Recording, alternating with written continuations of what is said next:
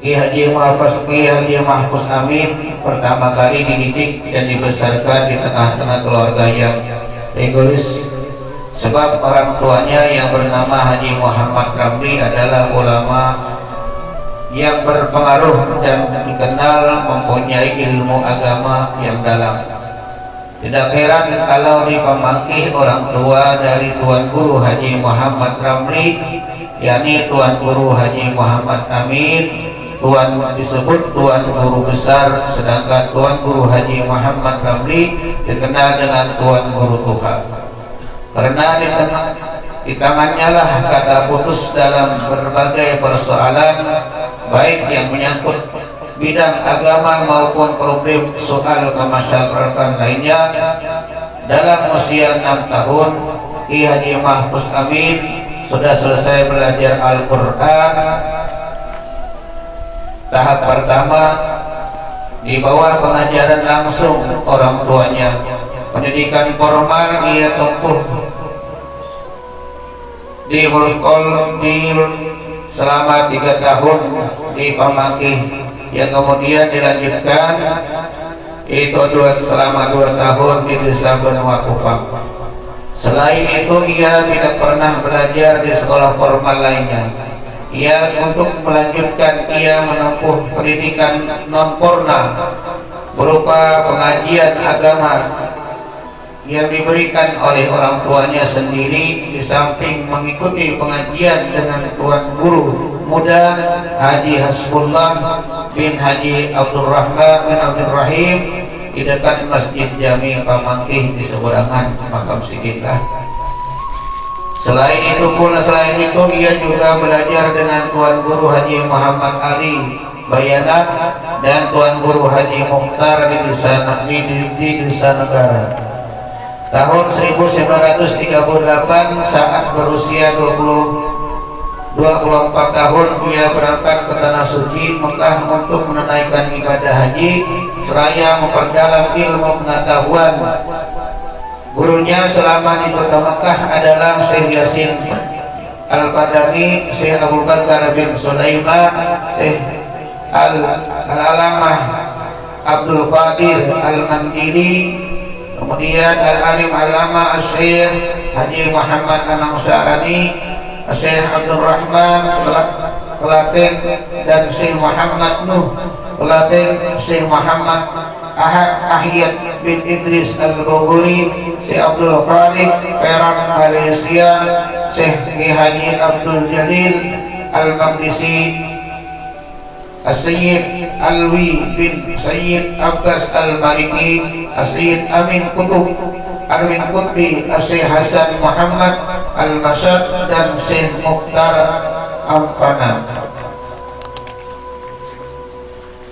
Setelah 3 tahun menimba ilmu pengetahuan di Tanah Suci, ia pulang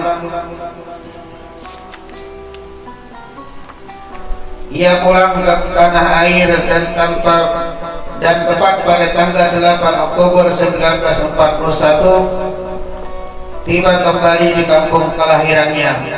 Sejak saat itu ia mulai mengajar agama sambil terus belajar di samping aktif dalam berbagai kegiatan masyarakatan.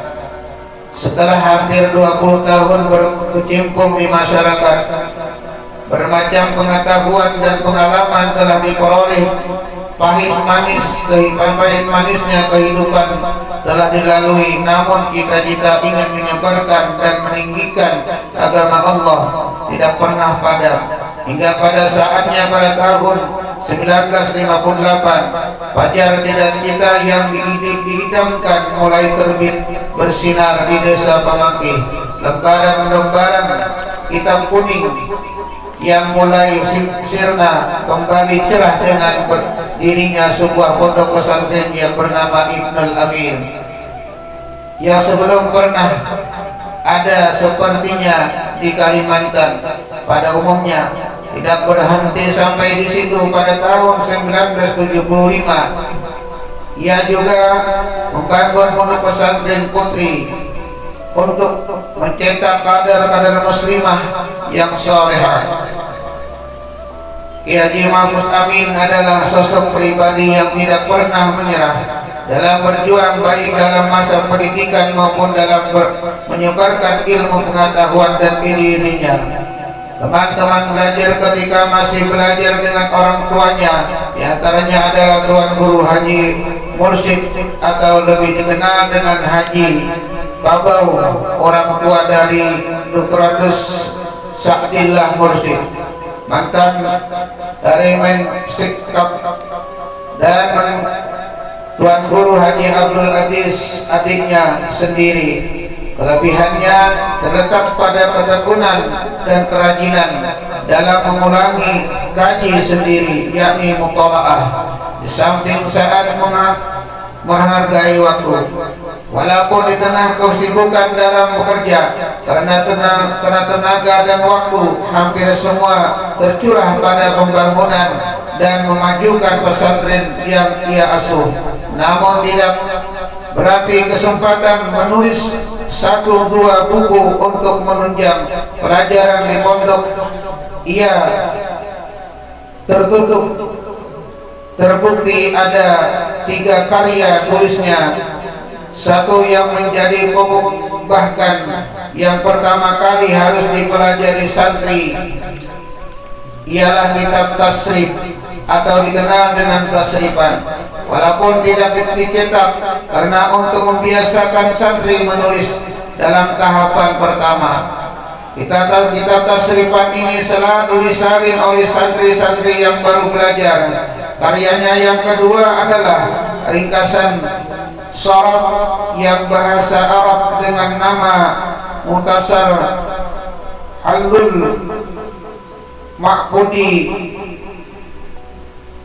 Binadamil Maksud.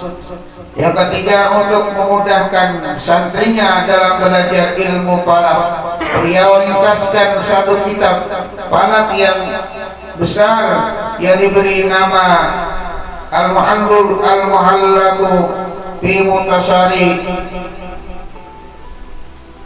Manhajil Hamidiyah, yang dia